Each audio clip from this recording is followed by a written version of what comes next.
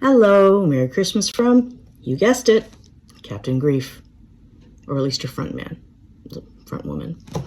Anyways, if you know anything at all about me or about my journey, you won't be surprised to hear that I've been thinking about holiday grief. And my holiday grief is actually less of a one-time thing. It's more, I call it the grief gauntlet, because it's not just the holidays that roll around in December. My grief gauntlet kind of goes with the flow of the passage of time when I lost my wife in 2012. And it started when she got sick in October, which was Halloween. She got sick in the middle of October, and by the end of October, she couldn't take our son out for trick-or-treating. And he was so cute. He was dressed up like a lion. It was so cute. And she was sad. I knew how sad she was, but it was like, oh. And she'd been sick for 2.5 weeks at that point. And by November 11th, which is Remembrance Day, she had been in the hospital for a day and a half and she didn't come home. So yeah, Remembrance Day is kind of a thorn in my side.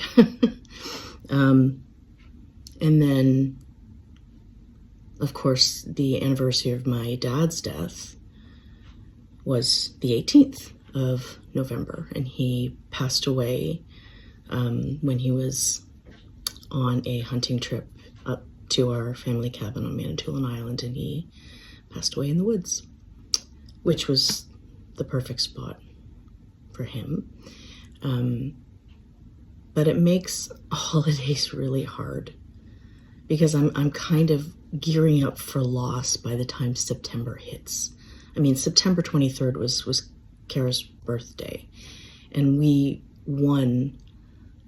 I won a contest to go to the Haliburton Highlands, and that was our last vacation, was going to Applefest and leaving our son with my mother and going to the Wolf Sanctuary and doing the suspension bridge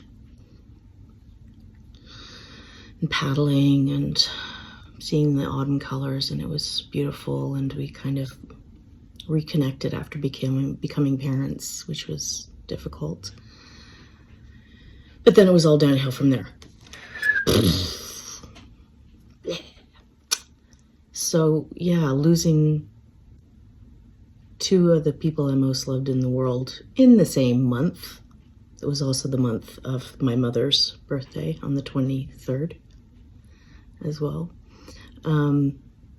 Yeah, that sucked. But this year, we had a great time. We went to my sister's house. We had 2 cakes. So, you know, holiday grief is an opportunity to cry your face off if you need to. Like, you know, and if you want to cry your face off, watch Family Stone. Oh my God, I died. Because you're watching it. It's time to let out what needs to be let out, and to do things that are reclamative. So I do my mulled wine party every year. That's my thing, and this year I'm so excited to be going to the chalet. Seriously? Someone's like, you're talking too much. Going to the chalet with my sister and her kids for Christmas. I'm very excited. So making new memories and spending time with the people that, you know, in the ways that your family have expanded. But it's also an opportunity to include people, or to re-include the people that you've lost in a meaningful way, because they're still there. And I mean, total transparency, becoming a Reiki master just meant that I could talk to dead people all the time. I have a very large family that's dead and they don't shut up. Sorry. I know I asked you to be here. So this is my dad.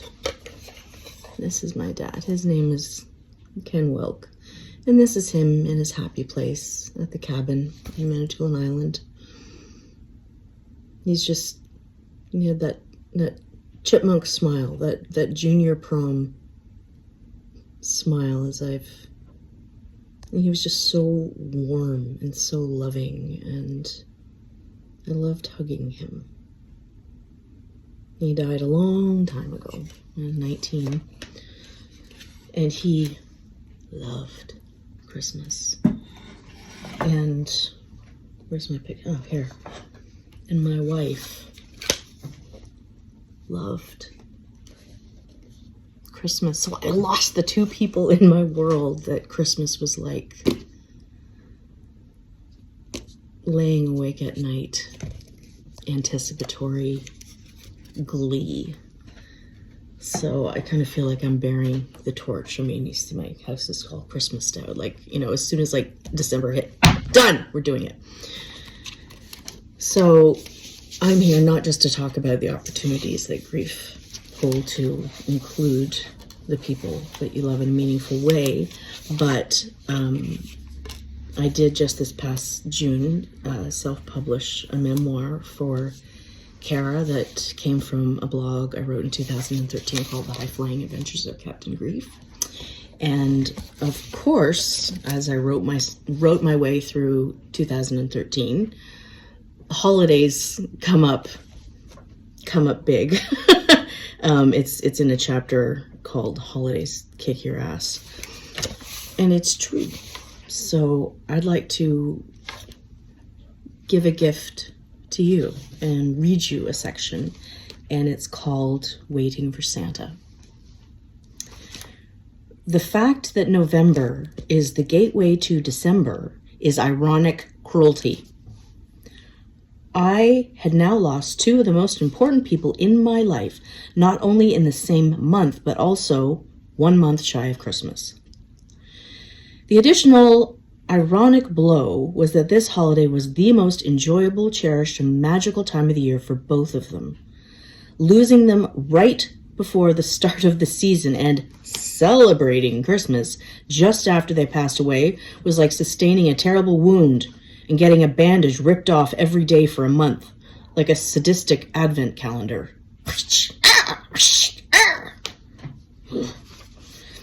In December 1997, I remember putting up the decorations in tears. I was listening to Mariah Carey's. I was fine, and then Mariah Carey's I Miss You Most at Christmas Time. Fuck you. I remember sitting at the dining room table, wrapping presents in the meticulous way that my father had taught me. He had been an engineer and preferred everything to be done with mathematical precision, even gift wrapping. I can still picture him showing me the different ways to fold the paper and create the perfect creases.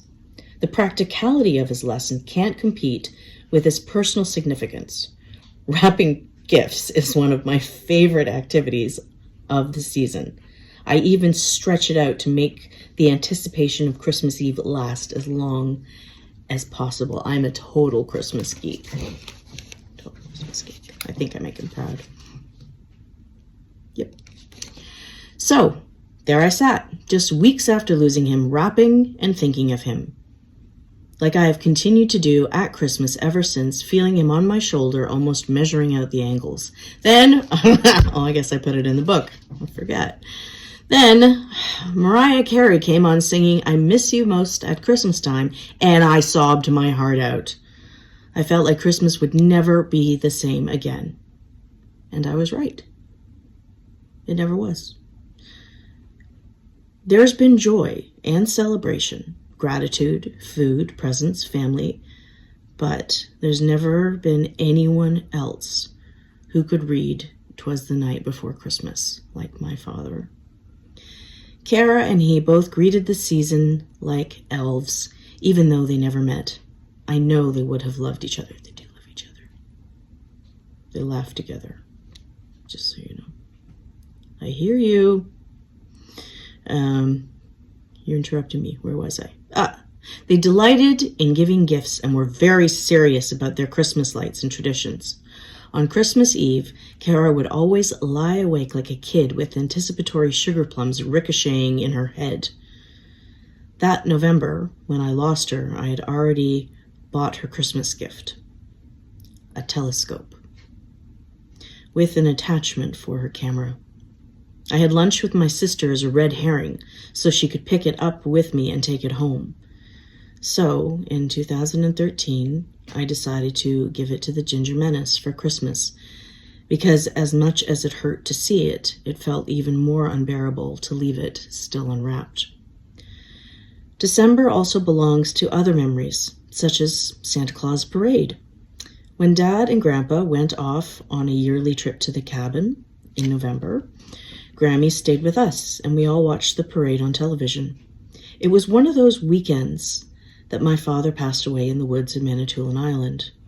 My comfort had always been that it was an instantaneous heart attack in one of the places he loved most. That year, as I sat with the Ginger Menace, we made snowflakes and ate popcorn and waited for Santa, and I sniffled, as usual. But in the midst of my sorrow, I realized something. Despite the personal significance of those activities, I was totally focused on my regret that Kara was not there to share them. I called my sister, and I told her I had gone through the anniversary of our dad's death without thinking about it. She realized that she had done the same thing. I guess it has been a long time, she said. Indeed. You could look at this as proof that as you gain distance from intense grief, it fits much more seamlessly into your life. But in that moment, I was still a ways off from where Kara was concerned. It's not surprising that the coming of snow and the holidays depressed me that year. I wrote in my journal, I have noticed that my heart kind of clatters down an emotional staircase when a new season comes knocking at the door. Something about the omnipresence of change, pushing me farther away from the place where Kara and I were last together, brings on a feeling of panic. That said, December was a bit different, perhaps because I had practiced surviving the holidays without a loved one many times. I was entering into a resigned type of acceptance. When I went to my first writing group after Kara died, we did a found poetry exercise. If you know me, you'll know how I like those. And this sense of resignation even sprang out of the text we were cutting up. It looked like this. Actually, I'll show you because, typography is important. We were cutting out personal ads. And of course, I found the phrases, I feel winter becoming, 40 below, avalanche, Christmas, I am a veteran of holiday loss. But what was I waiting for? I wasn't waiting. I was stalling. I didn't want the truth to set in quite so fast. I needed a spoonful of sugar, gingerbread tea, and some Christmas music to balance out the coming of what was now, again, a very changed holiday. I had things to look forward to. My short nonfiction piece about Kara was being published in Beer and Butter Tarts. I felt like the artistic career I dreamt of and the life I was praying for would emerge with the new year. So I trimmed the tree and mulled the wine. I decorated the cookies with the Ginger Menace and watched the gleam in his eyes as he experienced the season afresh. As he danced and stomped in the snow without a soother, finally, saying, me, me, me, mummy, mummy, mummy, it's snow! It's snow. He was very excited. Journal entry. I'm waiting for a lot of things, but the more correct question has become, who am I waiting for? I may go on to love and celebrate Christmas just as much as I always have, perhaps even more intentionally as a tribute to my father and my wife. But I feel like there's a part of me that will always be waiting for Kara to come home. Perhaps it's the same part of me that will always be waiting to be with her again after a long and full life. In that way, I know she's waiting for me too.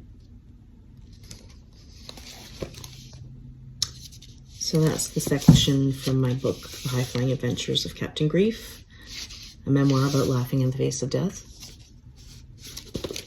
Hashtag, grief is messy. Own it. I had come up with an exercise that I was going to do in a workshop that unfortunately won't be till next December, so I thought I'd do it for myself.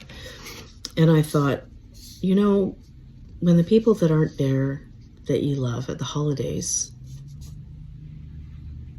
there's no reason that you can't reach out to them. There really isn't.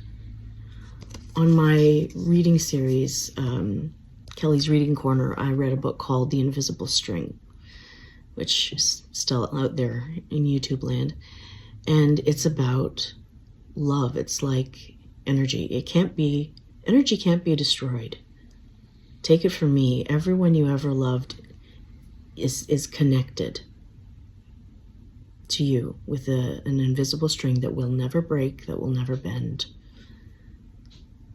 even when they die. Especially when they die, because that energy is all there's left. And you can't destroy energy. And when I became a Reiki master, the trick to any energy work is energy follows intention, which just means putting your mind into a flow that's already there. So, if you think about it that way, I grew up with Labradors. This reminds me of my dad. It's a time when he came up to the cottage in the summer and he brought the cage up for the dog kennel. And I thought, oh, it's just going to store it. And then out trotted this tiny baby black lab puppy. One of the best memories. So yeah, I encourage you, don't let holiday grief stop you from doing something meaningful, from doing something cathartic. So, Dad's listening. Dear Dad, it feels funny to write your name like that, a regular salutation, when in reality I have not seen you in person for 27 years. Excuse me. That's a lot of Christmases to miss you. It got easier, but then it got harder when Kara died. The holidays have all run together like a line of Christmas lights being dragged along the floor. However, there are regrets that stand out. I was a careless kid the year I only gave you a card for Christmas. I wrapped it up and I put it under the tree. I'm sorry. And I was a pain in the ass when I didn't like the bike you chose for me because it was pink, but mostly black. I remember your face. I appreciate how it must have made you feel. He's saying, you're making a big deal about this. Well, you know what? It's mine to make a big deal about, because these are the things, again, that are standing out there to me. And it's, these are the ghosts of Christmas past that I feel I need to shake off. To say, sure, it was long ago, but I'm still sorry. An apology never goes out of style, and it doesn't require gift wrap. I wish I could go back and knock myself up the head for those moments, but I can't. However, I can say I love you. I can say I miss you, and I hope that this year you'll be home for Christmas. Your daughter, Kelly.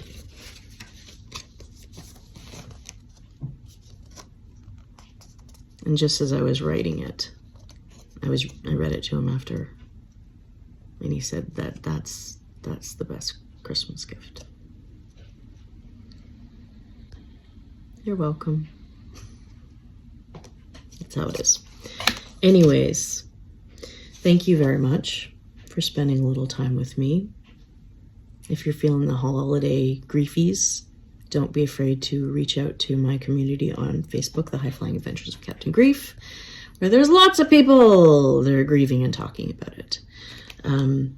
And, of course, as the Yuletide of giving is around the corner, may I suggest for anyone that you know who might be doing a little bit of holiday grieving or grieving in general, go on to Amazon.ca and look up my memoir, and there it is if you feel called to spread the message to somebody you love that's grieving, that it is absolutely 100% okay to do grief, to cope exactly the way you need to. The way you need to do it, not the way that anybody else thinks you should do it. This is how I kept sane. This is how I wrote myself through the first year of losing my wife. And it really helped me. And my call to action, my way of being of service, was wanting to and then succeeding in putting this out into the world. And it's not going to resonate with everybody, but for the people who get it, I hope that on those days when you're feeling alone in your grief, you can pick this up and remind yourself that's absolutely not true. Okay? So for me, to you, whoever you are, whether you're celebrating or not, whatever you're celebrating, be well and stay tuned, because I am getting a very, very strong inkling to do another episode of Kelly's Reading Corner, to read the books that I'm giving to my niece and my nephew for Christmas. The one for my niece called Elves Are the Worst, which is an awesome book. So I'm probably going to do that. Yeah, I'm going to do that. Okay. All right. Well, I'll see you on the flip side. Take care.